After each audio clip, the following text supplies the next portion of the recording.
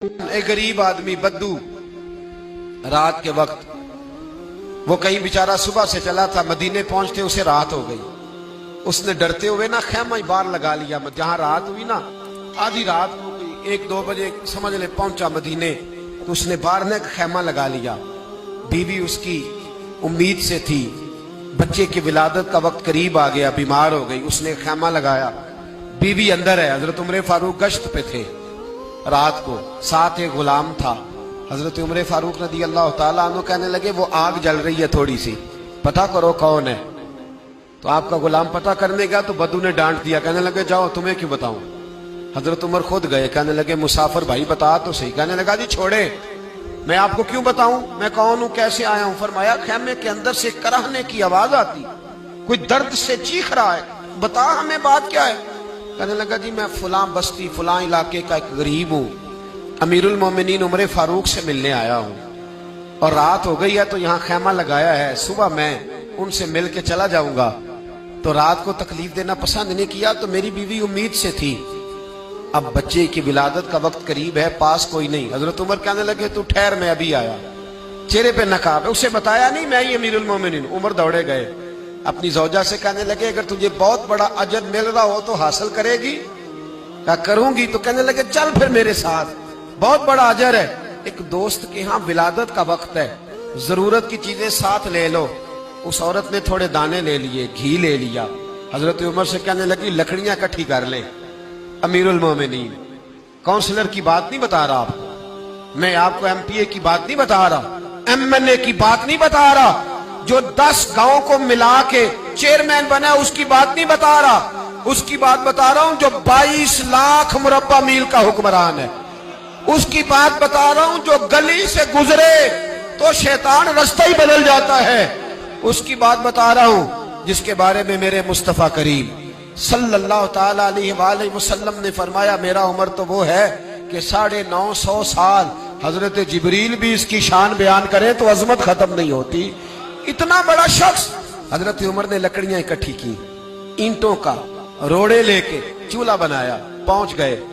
आपकी जौजा कहने लगी ये थोड़े दाने डालने, घी डालने और एक लकड़ी लेके इसको हिलाएं, तैयार करें। खुद जौजा अंदर चली गई, हजरत उमर बाहर पकाने लगे। वो बद्दू कहता है मैं इस तरह का उनके साथ बिहेव करने लगा जैसे को किसी चौकीदार के साथ नहीं करता। मैंने समझा ये उमर ने चौकीदार रखे आने जाने वाले मेहमानों का। मैं कभी पानी का प्याला मांगता, कभी कोई बात, उमर दौड़े जाते, कभी पानी लाते। ओ मुसलमानों, ओ मेरे रसूल के गुलाम अजीजो, हजरत उमर फारूक। वो गुलाम कहता है मैं उमर से कहता, मैं कहता गुलाम पानी ला, तो उमर दौड़ के पानी लाते। मैं कहता तुझे घी पकाना भी आता है, पहले भी कभी पकाया है? तो उमर फरमाते कोशिश तो कर रहा हूं। मैं कहता पहले भी कभी तेरी बीवी ने ये काम किया है? तो हजरत उमर कहने लगे मुझे याद नहीं, पूछ के बताऊंगा। कहते हैं क्या रंग था, क्या अंदाज था, क्या मुस्तफा की तरबियत थी, क्या अंदाज हुजूर ने सिखाए गुलामों को। ये किस तरह का अमीर है कि ये हंडिया पका रहा है, फूंके मार रहा है एक गरीब के लिए, देहाती के लिए जिसे जानते भी नहीं। अंदर उस शख्स की बीवी के यहाँ बेटा पैदा हुआ तो हजरत उमर की बीवी अंदर से बोल के कहने लगी अमीरुल मोमिनीन मुबारक हो, आपके दोस्त के यहाँ बेटा पैदा हुआ है। जब कहा ना अमीरुल मोमिनीन मुबारक हो, तो वो शख्स कहता है मेरे हाथ कांपने लगे और मैं इस तरह दौड़ा कि मेरी पगड़ी गिर गई। मैं दौड़ा तो उमर ने बुलाया, कहा किधर जाते हो? कहने लगा आप अमीरुल मोमिनीन हैं, आप अमीरुल मोमिनीन, आप उमर हैं। कैसरो किसरा जिसके नाम से कांपे आप वो हैं जिसे मुस्तफा ने दुआ मांग के अल्लाह से मांगा, वो वाले उमर है आप। जिसके लिए अलीउल मुर्तजा फरमाते मैं रोज दुआ करता हूं, वो वाले उमर है। जिसके बारे में अबू बकर सिद्दीक ने फरमाया था कि मैं अल्लाह से कहूंगा मौला जो तेरे महबूब की उम्मत के हक में सबसे बेहतर था मैं उसे खलीफा बना के, वो वाले उमर है।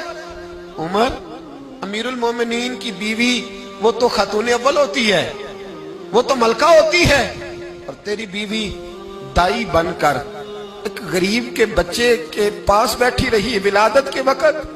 उमर अमीरुल मोमिनीन होके तेरी दाढ़ी सारी धुएं से भर गई, तो ड्यूटी करता रहा।